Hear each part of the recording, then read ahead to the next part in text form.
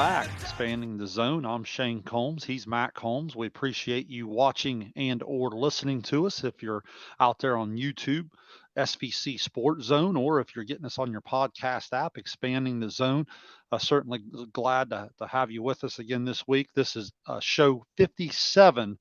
What's on your mind as we come to you, thanks to the great support of Dr. Chris Good. Appreciate all that he does to support us and support our local kids. And Matt, as we come on the show 57, great opportunity just to do something a little different. I know so many times in our brainstorming for show ideas and different things that come across, we'll talk a lot, and we'll come up with different ideas, and we don't always do a lot of pre-show meetings and things like that.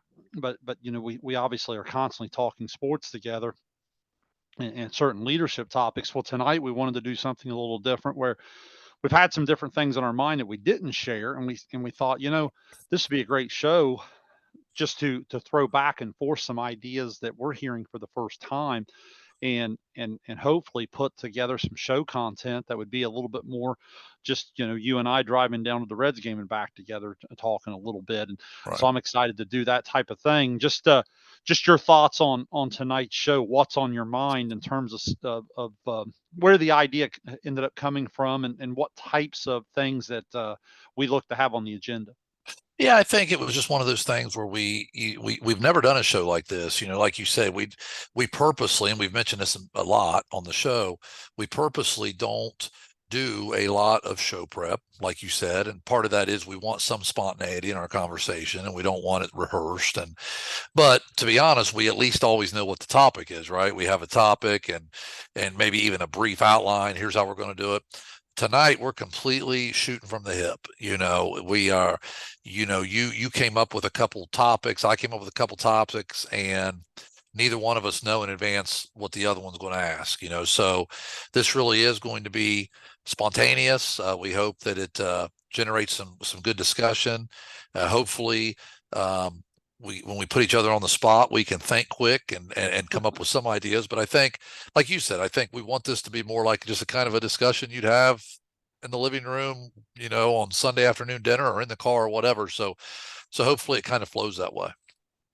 Yeah, I'll go ahead and get us started here. I'll go first with one that I had for you. And as I watched the last couple of weeks of the FedEx Cup there in terms of golf, and here recently in the championship, the top 30 got together, and there were some par fives on the back, and I heard the term that we've used before in golf. I know most golfers are familiar with it: risk reward. And for people who don't know, a risk reward type thing on a par five might be going forward in two and attempt to make an eagle or an easy birdie. But in turn, there could be some danger involved. Maybe there's a water hazard. Maybe there's some thick rough. Maybe there's some different things where if you don't execute the shot, you can certainly take a par five, which at the professional levels is usually an easy par, and turn it into a bogey, double bogey type of hole. And that's where the term risk reward comes from. I even thought about it in my fantasy football this year. There I'm probably usually more of a safe, for lack of a better term, person in terms of picking my draft selections. This year I kind of rolled the dice a little bit more, where there's two or three things that if certain things happen in terms of people signing or doing different things in the next couple of weeks, I could have one of the best teams in the league, where if those things don't happen, it could not be so good, so to speak. So I say that to introduce the topic in this way. When you think risk reward, it got me thinking in leadership. What what do leaders have in terms of responsibility, in terms of going for it, in terms of that, in comparison to making sure of it, if there is such a thing, or having a consistency across the board? I thought about this a lot from a leadership standpoint, and you really do get stuck in the middle, because there are times where if you're willing to roll the dice a little bit, if you're willing to, go for it, so to speak, the end result could be some really, really high achievement, no matter what type of leadership you're in. But at the same time, if you're not careful, and you can cross a line of careless, I believe, and you can put your team or your group or the people you're in charge of maybe in a position to fail. So I wanted to throw the topic of risk reward to you, which I know you've heard in sports before, and ask you to comment on it from a leadership perspective. Yeah, Shayne, this is a good one. I got to tell you, you're starting off with one that's pretty interesting to me. I think that as you know, obviously, I didn't know you were coming up with that, so I was made a couple quick notes here as you were talking. It's funny. I say sometimes in sports, and I know you've heard me say this. I don't know if I've said this on this show or not, but I believe in most sports, and I always had this philosophy as a coach. I've had this philosophy, whenever I'm doing even golfing or whatever, I've always believed that way more games are lost than won. All right. So with that being said, I've always been a bit on the cautious side. When I play golf, I'm not looking to pull off a miraculous shot. I'm looking to stay away from double bogeys. I'm looking to stay away from penalty shots. I'm looking to avoid catastrophe, right? The what Hank Haney calls the big miss. When I coached, especially in the sport of basketball, I certainly believe more games are lost than won. I think most of the time at the end of a game, you look back and the team that makes the fewest errors, the fewest mistakes, um, typically is the team that wins.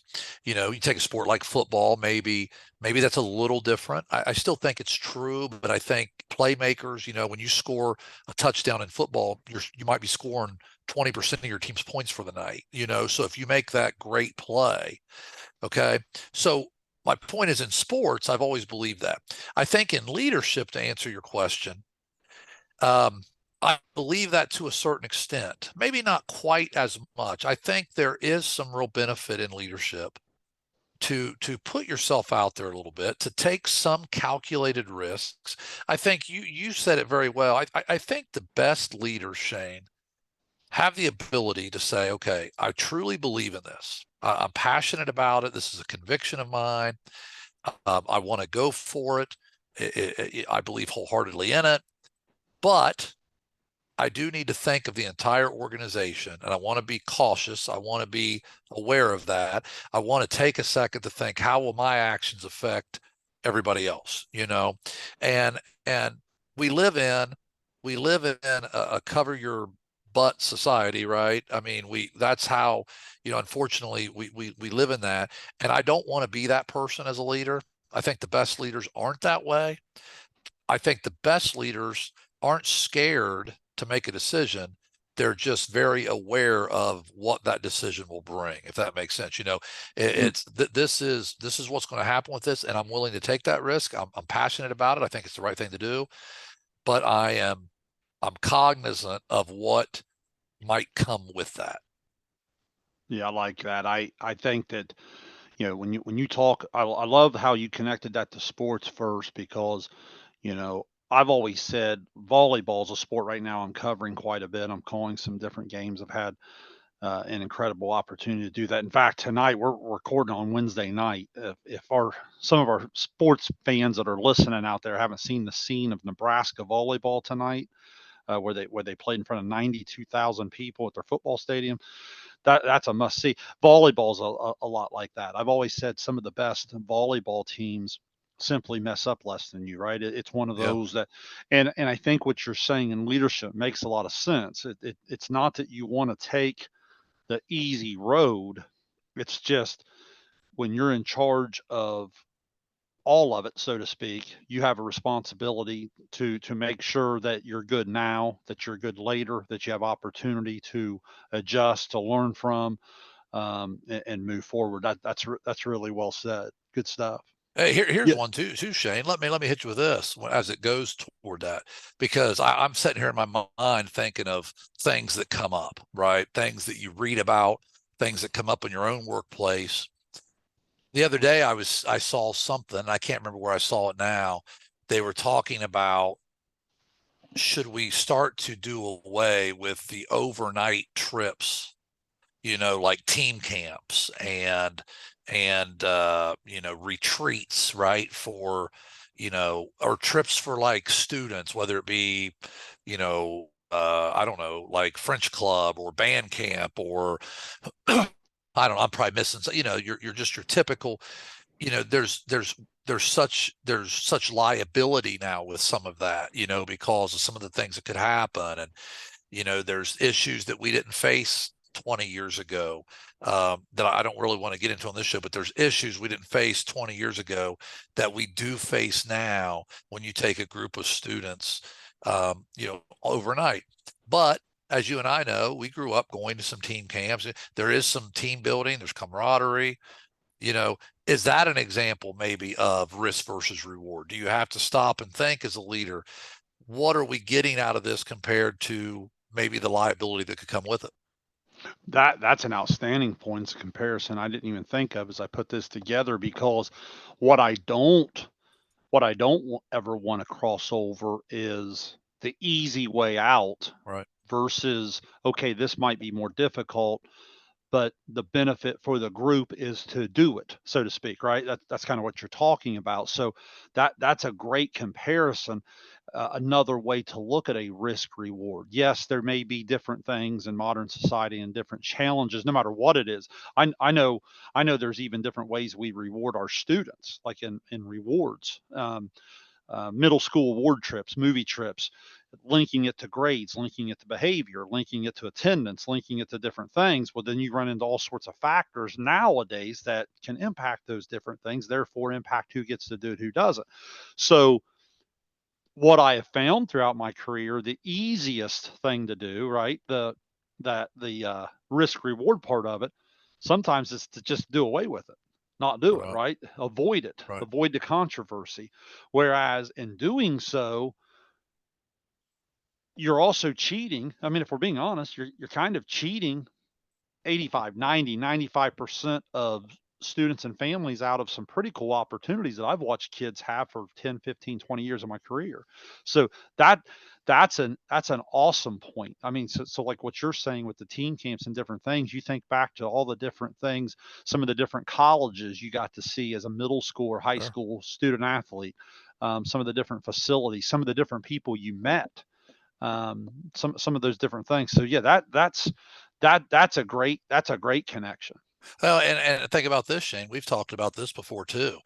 We're sitting here, we're talking about things that have a risk and a reward, but sometimes the risk and reward's a little different. For instance, sometimes it's, how about athletically, when you go out on a limb and you say, hey, let's try this. We think this is going to be really cool. And sometimes it kind of ends up, oh, it didn't work out the way we wanted. And maybe it's a little cheesy, or maybe it's, or you get criticized for it, right? Like you guys, the girls basketball team you coached last year at Pain Valley, and the school that I'm associated with, Unioda, both played at Hoosier Gym, right? Played at Hoosier Gym in Indiana. You guys did that last year too, right? Yes. Am I right on that? Yes. So and both of us played an opponent that was maybe a half hour away, but both teams, got on a bus and went 2 hours away or 2.5 hours away and played in this gym. Why?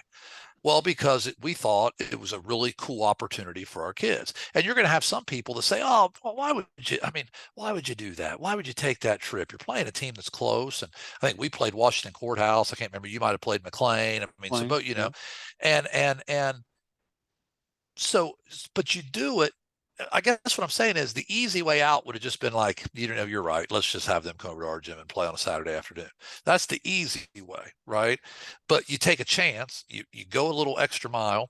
Um, we had a thing tonight where we had there's a new show in our area called Ride the Wave Show or whatever. You're familiar with it, obviously, because it's some people that you're familiar with from Yeah, I've out of had a Pain chance to Valley. be on there with them. Yeah, Yeah. it's a cool show. It's a cool thing.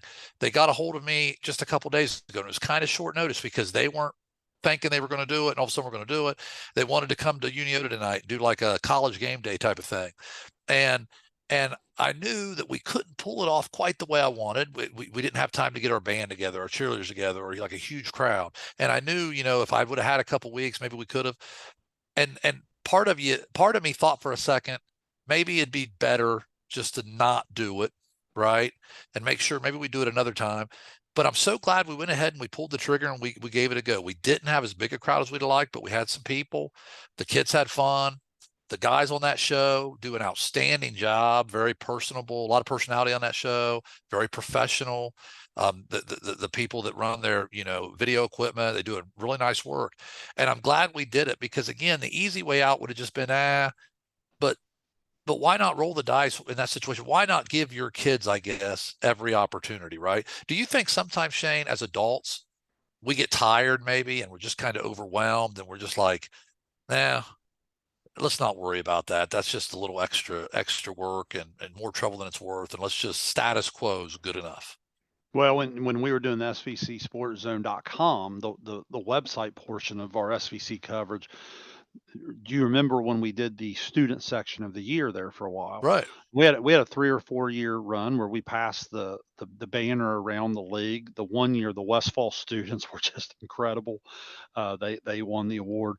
The Uniota kids, the one stretch where they had the phenomenal student section there, particularly in basketball, and Zane Trace always had good students and so forth. Payne Valley had the Black Wave, and I know I'm missing some, but it really started to you know Paint Valley had the jiggernaut or whatever they call that guy. the and but I'll be honest, those were the days pre-administration. And now that I'm an administrator, I get it, but it's still kind of exactly what we're talking about tonight.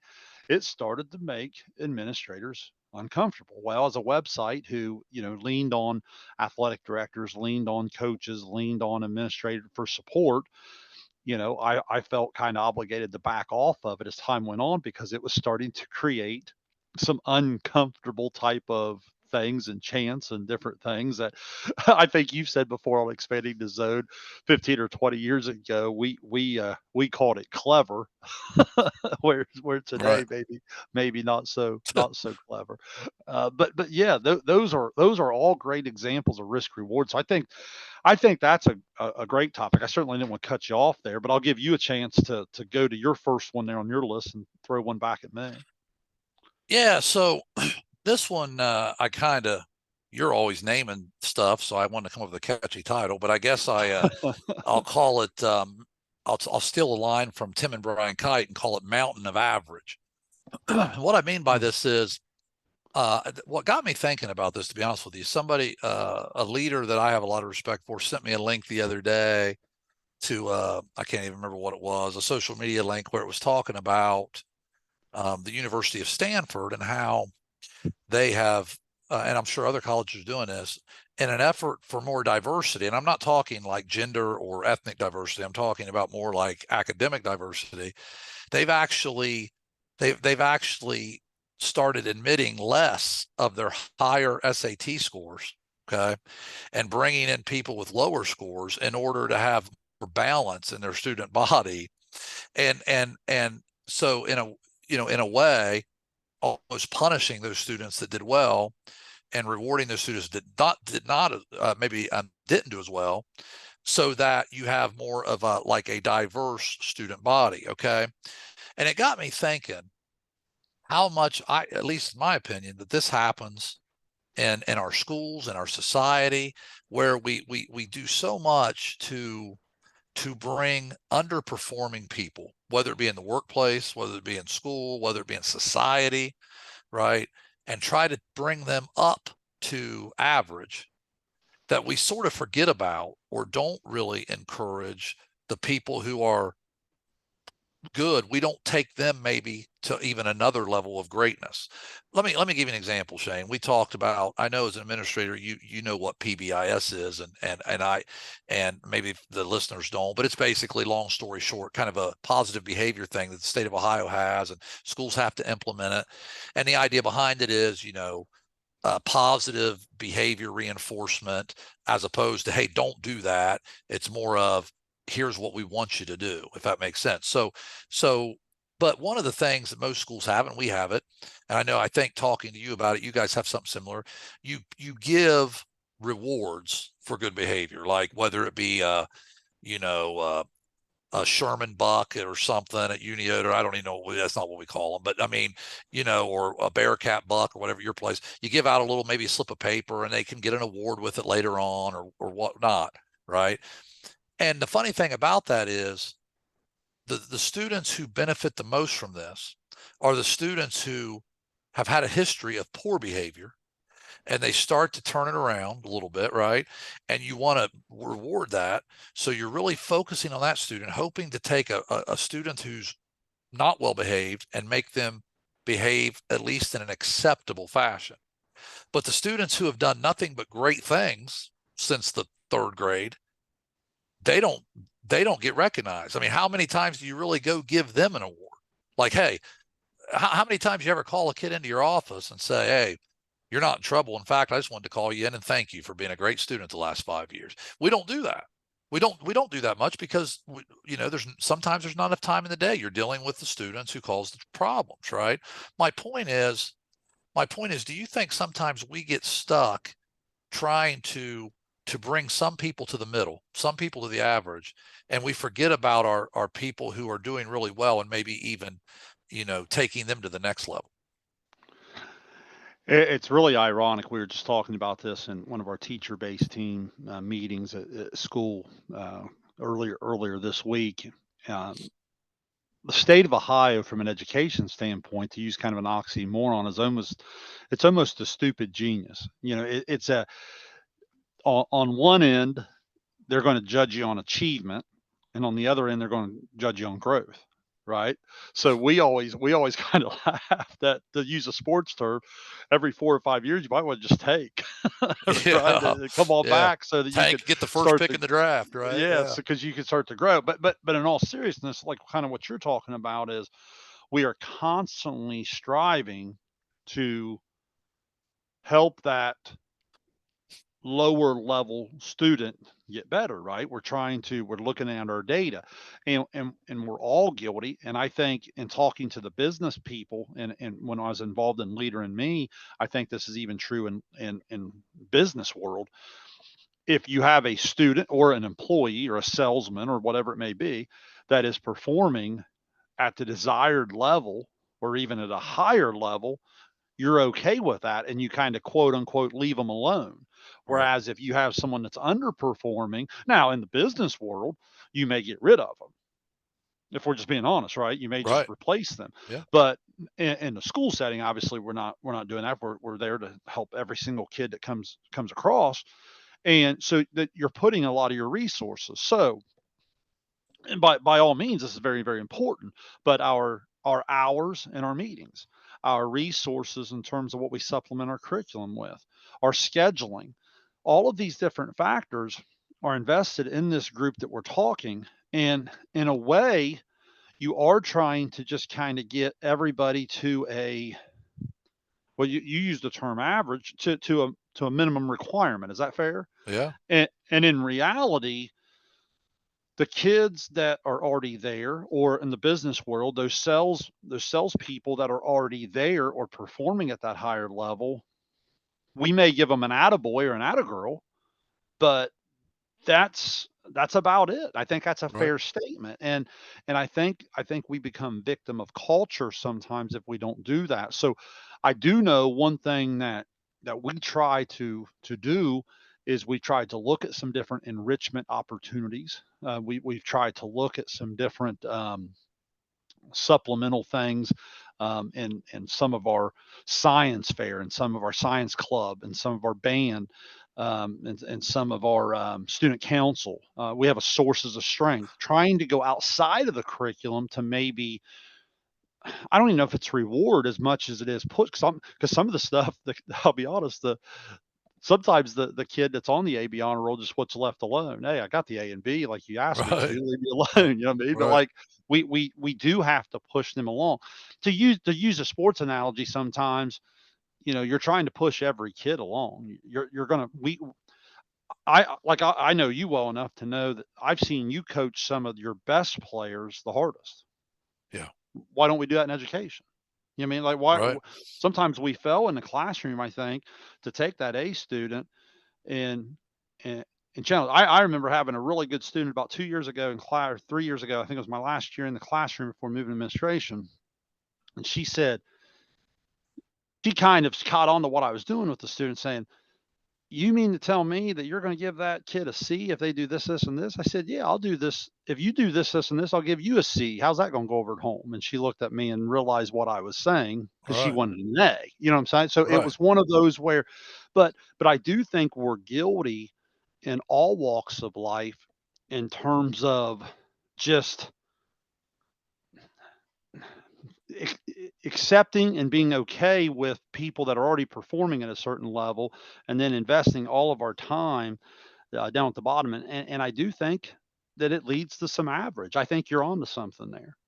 Well, and I think, to use your example you just used, sometimes it's the system you're in too, and it's not an excuse. It's what you're working within. I mean, the reason why you use the example of you coach your best players really hard is is that's what leads to wins, right? And success. Whereas what leads to success in the classroom? It's coaching your lower level players to acceptable, or what you called a minimum requirement, right? Because there's other, and I hate to be that way, but sometimes we end up if we're not careful as leaders coaching toward the win, whatever that win is, and maybe not coaching toward just general overall excellence. I think the other thing, Shayne, I want to get your opinion on this is do you think sometimes just we have a mindset, honestly, whether it be as a competitor, whether it be as just, someone wanting to be successful, I think sometimes we have a mindset of improving our weaknesses, right? Like, so we have weaknesses, we want to get better, and we don't, you know, um, magnify our strengths. We spend time improving our weaknesses. Like I'll give you an example. Let's say you got a guy who a high school basketball player, right, who shoots 38, 39% from the 3-point line. Now, I think we'd both agree we'd consider that person a really good shooter. 38, 39% from three. I mean, we've talked about it before. I mean, I always told our guys 35%, you know, not to get analytical. We did that on another show, but you want a point per possession. That's the offensive goal in winning basketball, point per possession. Well, if a kid makes one out of every three threes, guess what? Point per possession, right? And that's only 33%. So 35%, I always felt like was acceptable. 37, 38, 39, man, pretty good shooter. You shoot 40, 41, 42, and now you're becoming an elite high school shooter, right? When you start Hmm. to get in those percentages. My point is this: let's say you got a kid shooting 38, 39%, really good high school shooter, right? Let's say he's a bad ball handler. Ball handling's really bad. And you go to that kid and you say, okay, I want you to spend 70% of your time this off season working on your ball handling. And I want you to spend the other 30% just kind of maintaining, your shooting, just enough to sort of maintain. Now, in that scenario, best case, right? You would get a kid who would come back an average ball handler instead of a bad one, and still the same level of shooter, right? Hmm. And what would happen? I guess my point is, what would happen if you said, "Hey, I want you to work on your shooting all off season, and I want you to become elite. I want you to be 42, 43% 3-point shooter." He'd still be a bad ball handler, but he'd be an elite shooter. You see what I'm saying? If we're not careful, we're turning him into average and good rather than bad ball handler, but elite, like one of the best around shooters. My point to that is, do you, and you may disagree, and if you do, I want pushback here because I think some people do. Do you see some usefulness in taking our strengths and just making them better? Not to keep harping on a basketball, but like in NBA, there are specialists, right? There are guys who just are shooters. If they went and told their coach, "Hey, I'm going to really work on my ball handling this year," their coach would be like, "Well, that's not going to get you any more money because, I mean, this is what we need you to do. You're a shooter, right?" Hmm. So, like, you understand where I'm going with that? Sometimes should we just take our strengths and just make them even better? Well, it's interesting because, like, when you're talking analytical, I think there are certain things out there that are a little bit more specialized. There are things where you have to have a variety of skills across the board. The one thing that was coming to my mind as you're talking about that is when I first went into administration, and I was very lucky because I was in an opportunity to just help lead some people that I'd worked with some of them for 20 plus years. So I knew them very well. I knew the schedule. I knew the different things. But there were certain things that I got the impression for them that they felt like needed improved or changed or different things. And one of the biggest things I wanted to do was I wanted to get three or four of them in their wheelhouse. So, for example, like there's a couple teachers that were really good at curriculum. There's a couple that was really good at assessment. There was a couple that were really, good at classroom management, doing different. And what was happening was they were getting themselves in opportunities where they weren't necessarily getting to do their strength at a high level. They were getting stuck in some of those weak areas. Didn't mean they didn't try and they weren't doing some different things. They were fine, but it wasn't their number one ability, if that makes sense. Kind of like what you're saying. Right. You know what I mean? Like we've all coached some kids that are plenty good enough ball handlers or defenders, but like you said, they're elite shooters. That's what they need to be doing. Right. And and I think there's something to be said for that. I think that when you can take people and you can recognize what they do well, part of the leadership part. Now, maybe it's on the individual still to get better at each aspect or to improve yourself. Listen, in education, we do a growth plan every year, right? We pick out different parts of the standards and the curriculum that we want to get better at. But if I look at it from the leadership standpoint, I look at it from a different perspective. Okay. I look at it as if it's me personally, the way I'm wired, I'm going to try to get better in all areas of it, right? I'm going to try to put the extra time in and work on my craft and do this and do that. We talk about in leadership on expanding the zone all the time. Every off season, I try to pick out something I want to get better at. But from the leadership standpoint, if I'm looking at other people, I feel like it's my job to put them in the best position to highlight those strengths. So, like in the example you're using, I would say yes, on the player's perspective, the advice you're giving them and how they go work on their game is one thing. But then you as a coach, I know you well enough to then evaluate where that player got to by the time the season rolls around. And it's going to be your job as a coach to put he or she in the best position possible to be successful. If you have a bad ball handler, quit having them take the ball in the backcourt and clearing it out against pressure. You're setting Right. them up to fail. You know what I'm saying? It's one of Right. those where, um, listen, I've seen some situations where some great shooters don't always have the green light, so to speak. That's not always a great way to shoot. Right. Um, so there's a difference in my from where I'm looking at it, I guess, when you talk about your example, does it make sense to you that there's an individual perspective on how you're going to approach getting better at that strength, weakness, or both? But then there becomes a leadership perspective on what am I doing to help all the people around me be better? Right. Yeah, that's really good. I think what you just said too is maybe even a little spin off of this, and I don't want to go off on a different tangent because I want you to be able to go to your next topic. But I think putting people in positions they can be successful. I made a little note when you said that. That to me, I think sometimes is such an overlooked aspect of leadership. I mean, how many times does somebody fail and the first thing is to blame that somebody, right? Which makes sense, right? They failed, they didn't get the job done, it's on them. And there's some truth to that. But what if you as a leader have put them in a situation they can't be successful in? I mean, how many times do we see that in the workplace? Like, oh man, that person's just not right for that job. Wonder how that happened, right? And sometimes it may have happened because it was short staffed. You had to put somebody, I mean, there's reasons, right? I mean, you see it in sports all the time, right? Like, why is, David Bell bringing in Alex Young to pitch the eighth inning the other night in a setup role that he's never done all year in a 2-1 game, right? And you start scratching your head thinking, now is that Alex Young's fault? Or is that David Bell's fault, put him in a situation he can't be successful in? You know, um, I think a lot of times in sports that happens. But I do think it happens in leadership too. There's no question about it. Well, and when I think we're guilty of constantly looking at what someone does poorly. And again, we don't highlight going all the way back to what you're talking about average. You know, you're talking about the Cincinnati Reds.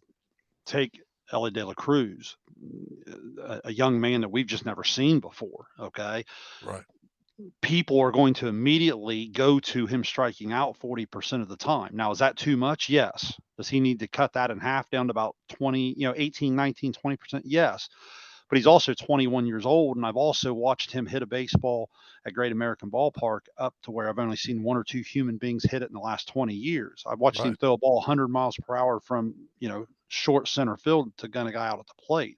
I watched him run around the bases in like 12 seconds. You know, it's one of those things where, we get so wrapped up with what someone does poorly that as leaders sometimes I think we're a little bit guilty of not putting our kids, not putting our teachers, not putting our salespeople, not putting, all those executives in the right spot to take what they do really, really well and take off. That's why some of the biggest business models, if you have a great technology person, put them in technology. What I mean? Right. You know, don't have them, go down and answer the phone and have public relations. You know what I'm saying? I think that's really important. I think that's a great point. Um, I, I wanted to go and I guess this might even relate a little bit. My second topic down here is the word expectations. And you got me thinking when you went average, I almost thought we were going to kind of go this way, but I honestly have a different spin on it, although I do think it relates. When I talk expectations, I talk about how people react. The term in sports is we have nothing to lose. Okay. Right. And I know you don't love that term, but I do think there's some truth to that term in terms of how athletes, when I say athletes, I'm talking from the high school level all the way up to professional athletes. When athletes seem to be relaxed, the expectations are lower, not a lot of people are expecting them to do well. Sometimes you'll see a carefree attitude and you'll see an energy and an effort, and they'll play at a certain level. We've been using Reds examples. I got my Reds back here behind me for you YouTube watchers. You see that a little bit with their young team, right? You know, the expectations weren't that high early on. They're playing over their head a little bit, maybe, or playing at a high level. Then you get into the playoff race. All of a sudden, now you're going into these series against teams that you're fighting for the wild card against, not going real well.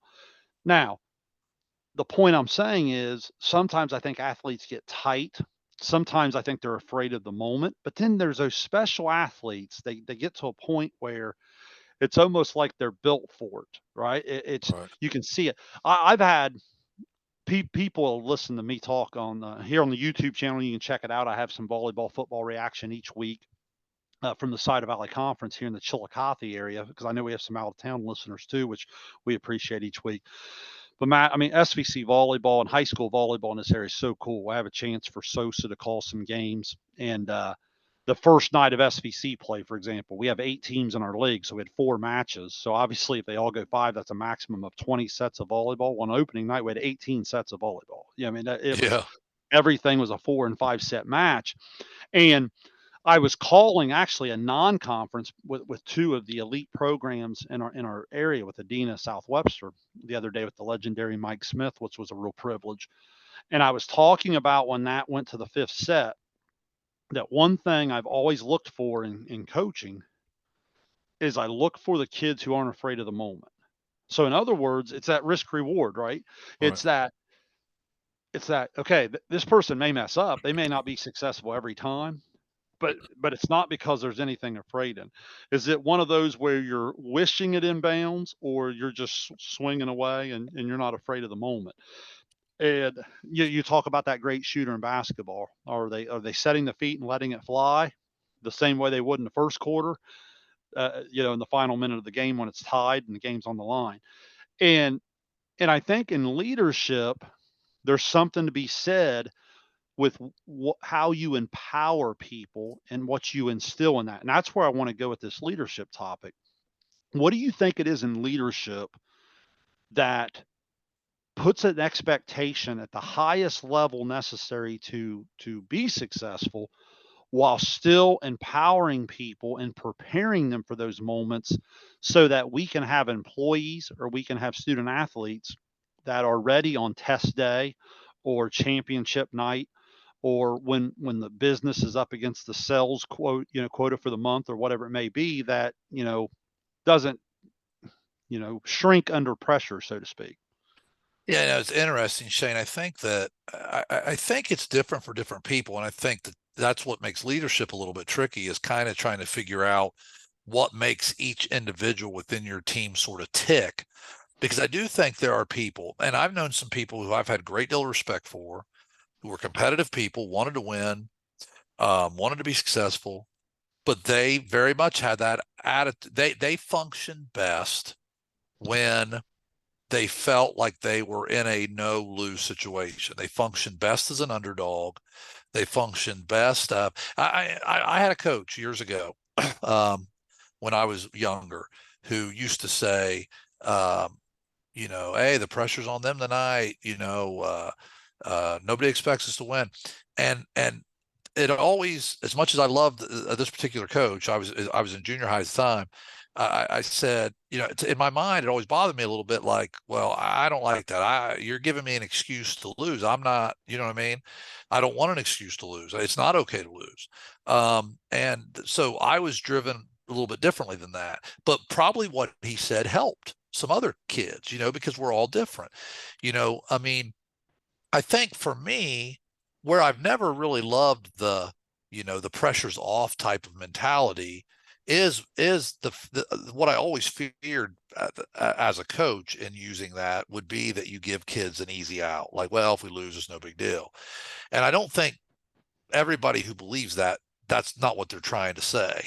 I think, but for me, it always came down to confidence, and that confidence, rather than coming from like not really not living and dying with winning and losing, that confidence came more through preparation and practice, to where you go into those situations like you're talking about and you swing freely because you're confident in your swing, not because, oh well, if it doesn't work out, it doesn't work out.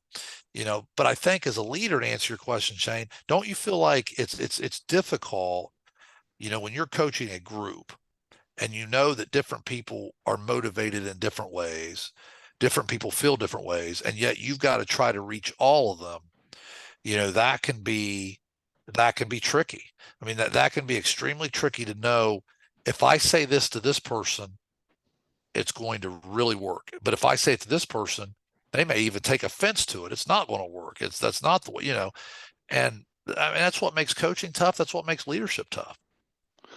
That's interesting because in in a lot of dynamics, I guess it goes back to relationships. Right.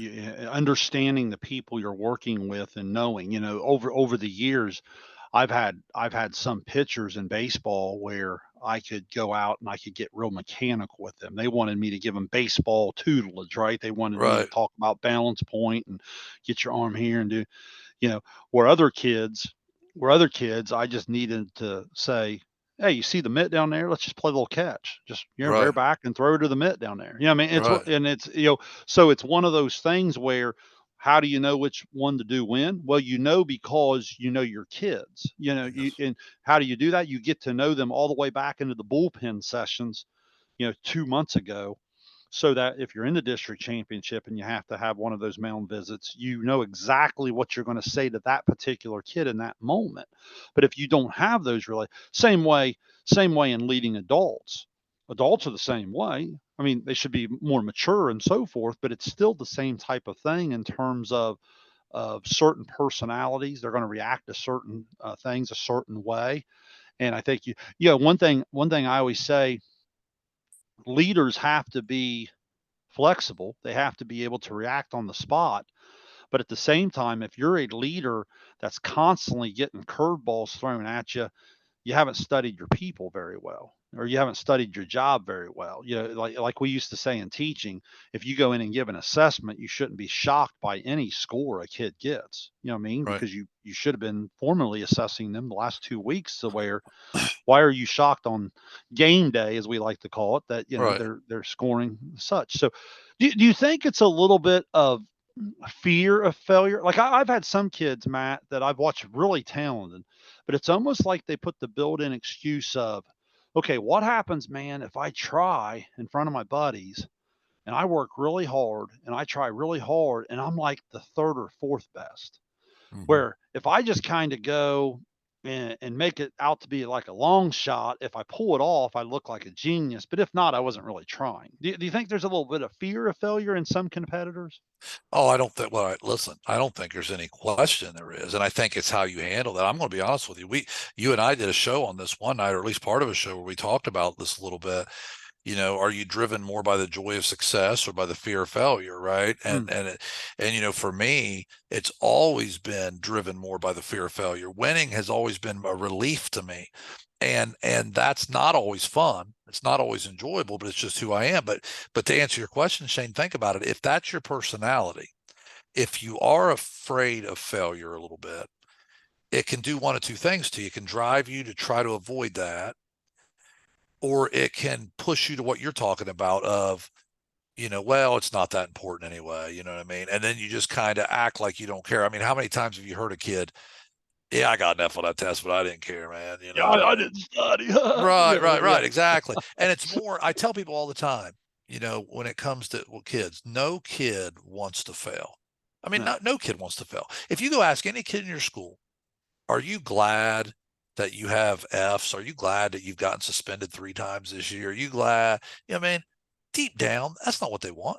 They don't want that, but they've chosen that maybe because, for whatever reason. And one reason could be, like in the classroom, well, I don't think I'm good enough. And it's just Be a easier. defense mechanism. Yeah, it is. It's a defense mechanism. You see it all the time. How many times do you see a kid on the court mess up, um, and they laugh? They laugh about it. They smile, right? Now that'll drive somebody like me and you nuts, but they might just be the type of person that they're so shook up. That's what they've got. You Yeah. know what I mean? They feel like crying. They feel like crawling into a hole. So they laugh about it in order just to, in their mind, protect themselves a little bit. Now that's never been my thing or your thing, but I mean, I'm saying some people are just wired different, and it's tough as a coach. It's funny. You use the mound visit example. I can remember. You know, we would have kids come off the bench or come to the bench. When I was coaching in Benton County, and some kids you had to put your arm around. Hey, listen, you can do this. You've got this. We believe in you. And I had one player, one of the best players I ever coached, super, super competitive kid. And he would come off the floor, and my assistant coach would look at him one time. He's like, hey, listen, it's okay. He goes, listen, normally you're the best player on the floor. He goes, it's not going to happen every night. You're not always going to be the best player. Tonight, this guy's getting the best of you. You just got to hang in there, because he knew that kid was going to be like, well, that's bullcrap. I am the best player on the floor. And it was almost like a mind trick, because we knew what motivated that particular kid. By the time he went back in, he was fighting mad. My coach doesn't think I'm the best player on the floor. I'll show Yeah. him. And it's all about those buttons you push, Shayne. But yeah, it's interesting. I mean, it's I think it's when you start dealing with mindsets, I think you have to realize that mindsets are different for every person. And that's a challenge of leadership for sure. That's really good. Now I have one more, Matt, but I think you had one as well. Let's go back to you, and we'll see Well, if we yeah, can't get them both in here. the one that I kind of had, and we've talked a little bit about this, is I was thinking the other night when I was watching. Well, I've been watching more sports lately with fall sports happening in high school, and of course, for once in my life, the Reds are relevant in August and September here, so I'm actually watching them still, and football season around the corner. It's funny. I got to thinking that the fine line, I think, between overcoaching and undercoaching. Like trying to do too much as a coach and then not doing enough. And Wow. and where does that line fall? And then I was thinking, well, you know what? That applies to leadership too. How many times in leadership have in all your years of education, I don't know how many different principals you've worked for, superintendents you've worked for, or whatever. I've worked for a few, and you work for some people that almost micromanage you, and you work for some people who so hands off, you don't even know where they're at half the time. Like I was here.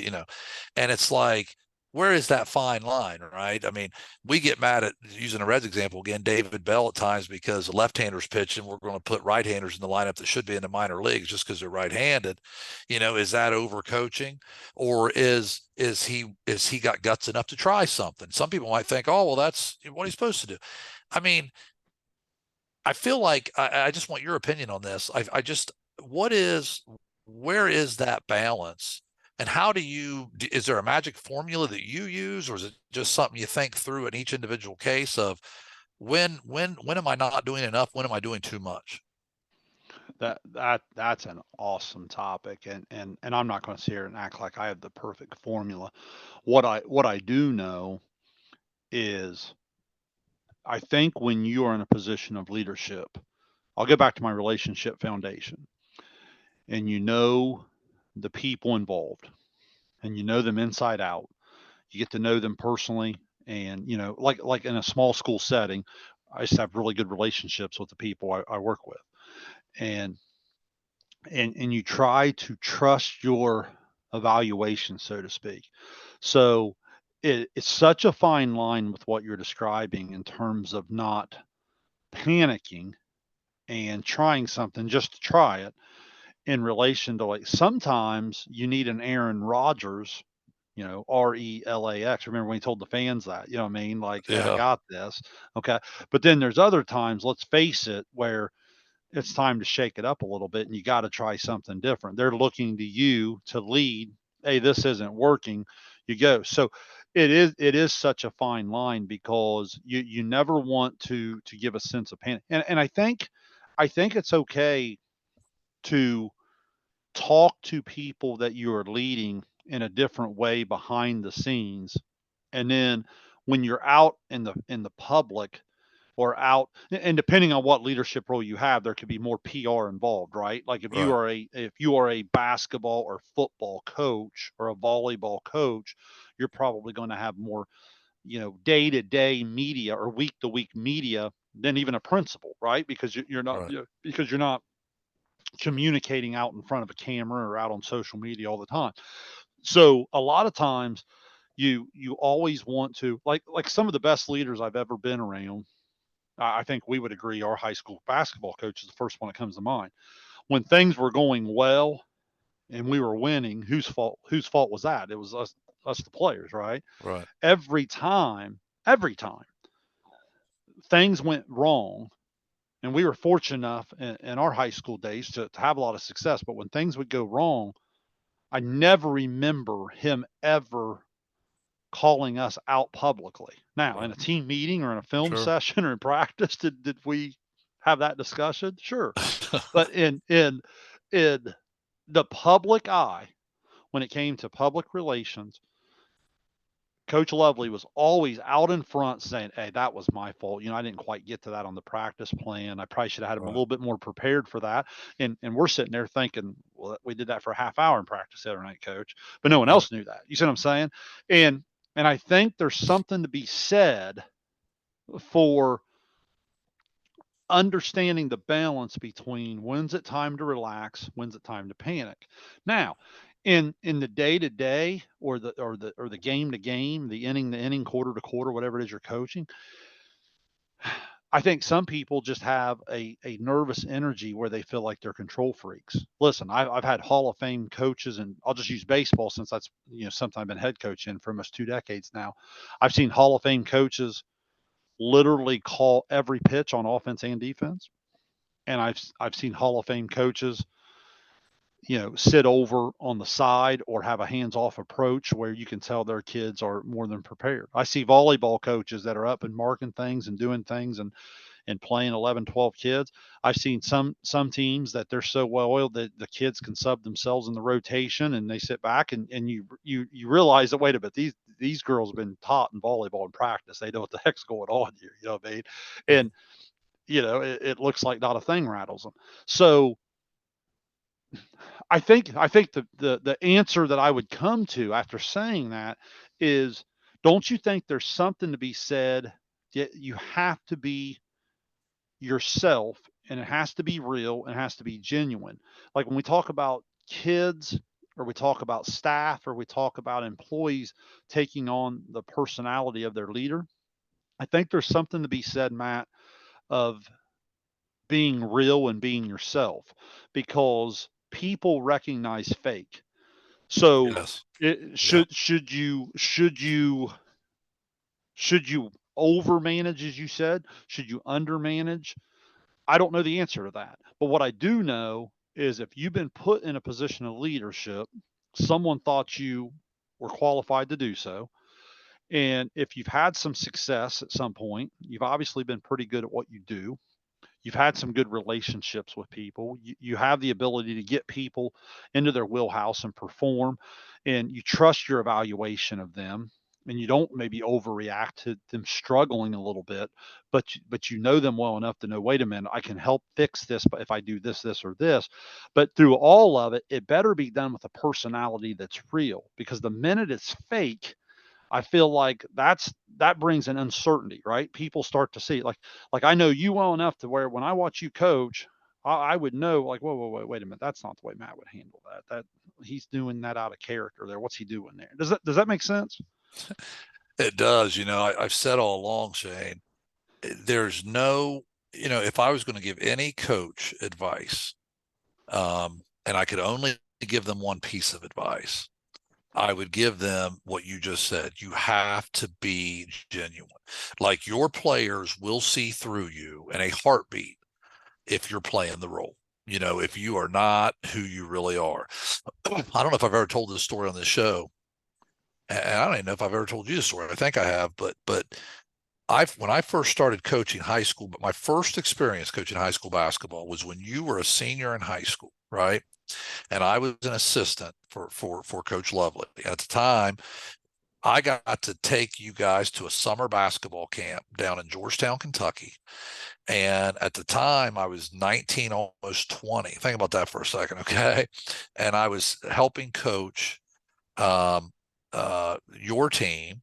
So I was a couple years older than you guys, and it was my first coaching experience. And I was coaching you guys like it was the seventh game of the NBA Finals, right? I mean, I was giving everything I had. I was passionate about it, but that's who I was, right? And I can remember after one of the games down there, an older guy, and I don't know, I would love to know who this guy was because he gave me some of the best advice anybody's ever given me. I don't even know the guy's name. We were sitting in the stands, and I can still remember it like it was yesterday. And we're talking, nearly 30 years ago. And we were sitting in the stands in that gym at Georgetown College, and I got sweat. I mean, my shirt soaked through, I'm just coaching my butt off. And I'm sitting there, and he makes a comment like, you guys got a pretty nice team out there. And I was like, oh, thank you. And I was like, he's like, you look pretty young. You just starting to coach. Yeah, it's my first experience with it, And I said, I get a little worked up, obviously. I was like, sometimes I kind of embarrass myself because I know it's summer camp and I'm going all out. Maybe I should just chill out a little bit. He said, oh, he goes, were you faking it? That's what he asked me. I looked at him. I was like, no, unfortunately, this is real. I mean, like, and he goes, no, he goes, that's all that matters. He goes, if you're being yourself and that's who you are, your players will respect that. Just be yourself. And it was great advice. Now, being yourself doesn't mean that gives you like a pass for just making a fool of No. yourself and getting 12 technicals a year. But I'm saying, like, what he was saying is be genuine, be who you are. And that's what you're saying, right? That genuine, um, that being genuine, I think, shows to your players, just like being disingenuous will show too. They will see right through that and lose a lot of respect for you. So I agree with that 100%. I think if you are a micromanager, you might be able to get away with that a little bit in leadership if people think, well, that's just who that person is. They might come across that way. They truly do. I've worked for people who were a bit of micromanager, but then you think, gosh, this person works his butt off. He's at everything. He truly is involved in everything. So yeah, maybe Mm, he's a little like that, but he cares. And this is really who, I mean, this guy lives and dies with this, right? And I've also worked with people though that were micromanagers that only were doing it because they wanted people to think, yeah. that they're, like, look at me, I'm in control of everything. And you can see that too. One is effective leadership still, and one's not. So yeah, I like what you had to say about that, Shane. I think being yourself is, I mean, that's the first step. I don't think you can even get to step number two without that. It's kind of like when you meet that person for the first time, you're like, there's no way that person's that nice. And then once you're around them after what, no, that's they Yeah, really are that you have that that nice. waitress, and my wife one time's like, "There's no way this girl's this happy all the time." You know what I mean? I was like, "Hey, maybe she is." Yeah. So you never know, I guess. Well, listen, I know we're going long here, but this is really fun. I've got one more. I've actually saved what I thought was the best one for last year, so I'm gonna really put you on the spot here because I almost ask you an unfair question. The I want to talk. I want to talk a form of discipline for a second. You mentioned PBIS earlier, and that's kind of an interesting thing. And the way the way it's explained to us a lot of times in training, I'm sure you've heard this, and but I'll go ahead and say it for our listeners or our viewers here. The idea behind trying to teach better behavior is they'll say if you have a student that's struggling in math, you teach them math. If you have a student that's struggling in science, you teach them science. But if we have a student that struggles with behavior, we punish them. So the idea is like, well, why don't we teach them how to behave better? And it certainly makes sense. And I certainly have had some success, especially at the middle school level, of seeing some kids go on and and and and following them into their freshman, sophomore, junior year and seeing them be real successful. And that's one of the coolest things about the job, to be honest. Okay. So I think there's some truth to that. But I also think back and I think to myself, and I don't want to speak for anyone else, I'm just speaking for myself. Like when I go out on the road every day, I don't speed because I don't want to wreck and I don't want to get a ticket. You see what I'm saying? Like I can remember growing up and thinking, well, I want to get to class on time because I don't want to get a tardy. Because if I get tardies, I get this, and if I get after school and I miss practice, coach is going to be mad. You see what I'm saying? Like Right. there's a lot of me. I would like to sit here and say that Shane Combs, the brilliant middle school student, high school student, I was so well behaved that I just went about it perfectly. That's not the case. But a lot of times there were certain guidelines that I knew I had to follow in because I feared the consequence. So the question for you, Matt, in leadership is when is it time for the PBIS model and when is it time for punishment, for lack of a better word, to take place? Because there'll be some people that say, well, Johnny had, I had a teacher the other day at a staff meeting say, why is the example always little Johnny? Poor Johnny. You know what I mean? Like if Johnny gets suspended 3 times, suspension's obviously not working. Right. Where the other professional will step in and say, well, hold on, wait a minute. Because Johnny was held accountable those 3 times for doing that, do you realize that no one else in Johnny's class has been suspended all year long? And their argument is because there's an expectation and accountability piece put in place that other people, other eyeballs are watching. Does that make sense? So, my question for you is in leadership, how do we balance in all walks of life this PBIS model versus this accountability and punishment model? Yeah, it's a great question, and I think probably there has to be some level of balance. It's funny. I don't like to use names on here locally because I just don't think it's fair sometimes to use local names. But it was like there was an AD that hired uh, 4 deputies to their basketball games. Okay, and somebody said to that AD, "Man, you must have a lot of problems at this school if you have to hire 4 deputies." And he said, "No, we have no problems because I hire 4 deputies." It was like Yeah, so is it, which one is it, right? Is it, it's yeah, kind of like what you're saying, right? Like sometimes it's that deterrent, yeah, that, but I think ultimately there has to be some of both. You use the PBIS thing. I think there has to be positive, you know, expectations. Okay. Like instead of saying, you know, don't goof around in the bathroom, you may say, we want you to behave this way in the restroom. This is what positive behavior looks like. We expect you to do this. But then if you do something you're not supposed to do in there, there's going to be a consequence for that. I think there can be both. I mean, there can be positive expectations, but yet there can be accountability. And I think we get this in coaching all the time, Shane. I think it's what was always what was always a challenge, I thought, as a coach, and it's like this in education too. When you sometimes when you consider what's best for the individual, okay, it doesn't marry exactly what's best for the team. So you think, okay, what might be best for this particular kid right now isn't what's best for the whole group. Mm, And that's where it becomes really, really difficult. Most of the time when I have a kid sent to me in the office, the last thing in the world I want to do is suspend that kid.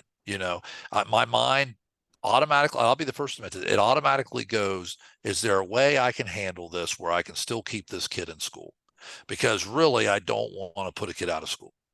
I don't think that's ever the best thing to do, but sometimes it's necessary, right? Because it goes back to this thing. Individually, you could say it's never the best thing to put a kid out of school, right?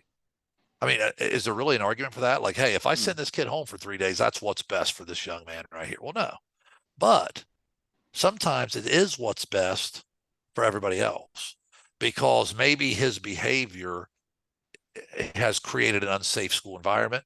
Maybe his behavior is such a distraction, right? Or whatever.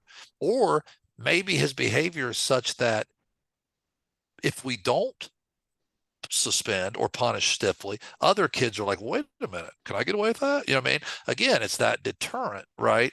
Sometimes, we've talked about it in sports before, Shayne.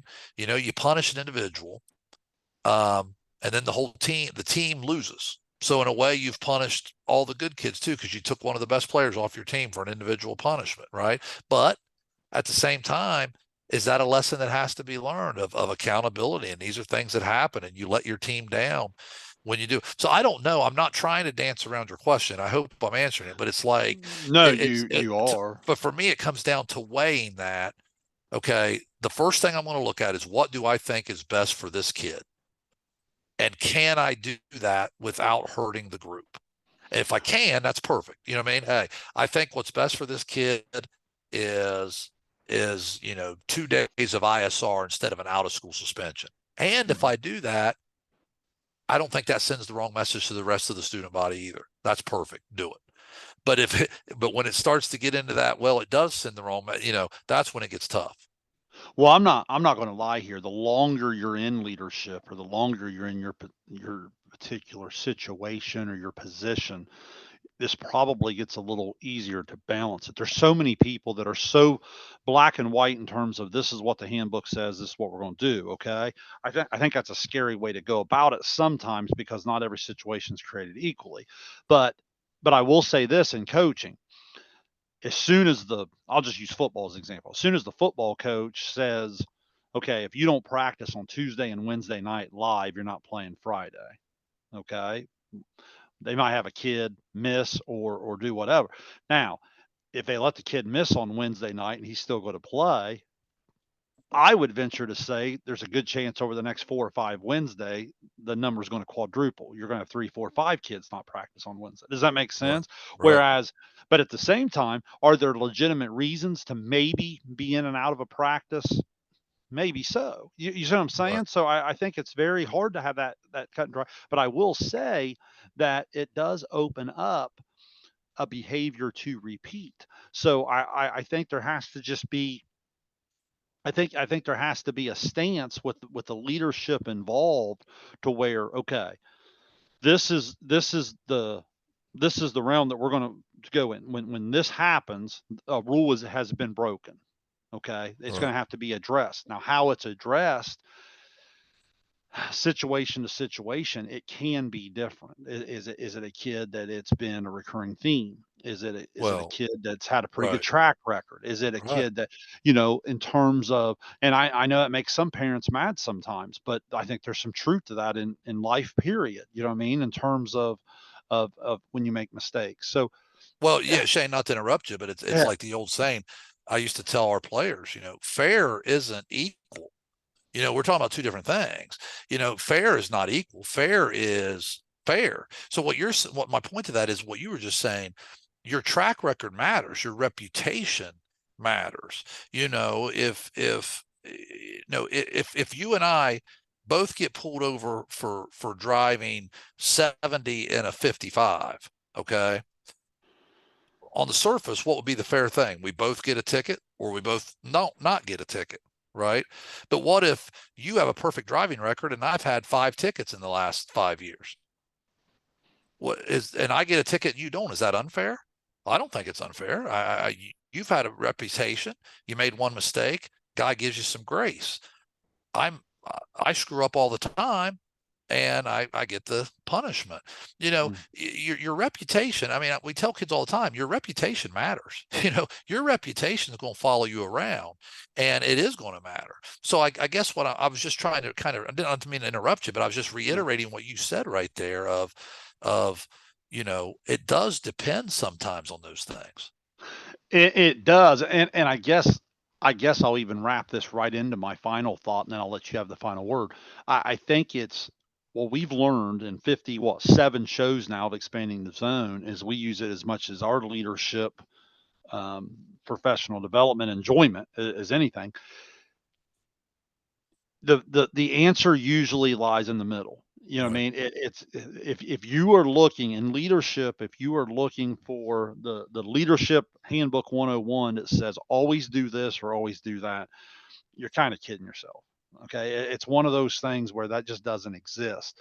You have to have a foundation. You have to have some non-negotiables. You have to have some beliefs. You have to have some different things. But it's relationship based, and you have to be willing to make tough decisions and understand why you're making them, and then stand behind those and be able to be accountable and justify why you're doing that. And I think that's where I would probably put a final stamp on it from my standpoint tonight, as I look at each of these different categories that we talked about. And this has been one of my favorite shows that we've ever have completed. But I think that's even more true tonight, as we are reacting to these on the spot without preparation. I find myself believing this, but then I also find myself believing this, and there's a time for both. And in reality, the answer probably fits somewhere in the middle. Does that make sense? Yeah, it does. And my final thought was actually going to be, it's funny that it's almost like we planned that and we didn't, but like, I think when we talk about all this stuff tonight, I think the worst thing you can be sometimes as a coach or as a leader is overly stubborn. You know, you Oh, you have absolutely. you have to have conviction, and you can't be wishy-washy and just change your mind every 2 seconds. And I there's always got to be, say I'm not trying to be right. I'm trying to get it right. yeah, and you use the term non-negotiables before. You have to have those. I'm not saying that. I don't think a good leader just is seat of the pants, like, oh, I don't know, maybe you're right. I mean, you have to have things you believe in. I'm not saying that, but when I use the word stubborn, I'm talking about the stubborn that you refuse to listen to anybody else's idea. This is the way it is. We've always done it this way. This is the right way to do it. Because, like you said, the answer sometimes does fall in the middle. There is gray area. We don't live in just a black and white situation. It's the profession we are in, as educators, as coaches, as administrators, whatever. I still believe it's way more of an art than a science. I've said that before. There's not a manual for this that just do it this way and everything will turn out okay. Um, that's just not the line of work we're in. So I think, you got to be careful not to be too stubborn, to be flexible, be willing to evolve a little bit. Um, yeah, this has been fun, Shayne. We've never done this before. We may have to do this again because I think it's kind of cool just to sort of not have too much time to think about it, or mentally prepare for it, and just kind of shoot from the hip a little bit. Yeah, it's been enjoyable. Well, we'll get out of there on that note. Thanks as always to Dr. Chris Good for all the support. Look us on YouTube, SVC Sports Zone. You can also find us if you're traveling out there in the car or just working around the house on the weekend. Want to turn us on? You can get us wherever you get your podcast out there on all your apps. So Matt, a lot of fun. We'll get after it again here in a week or so. And thanks for listening and expanding the zone.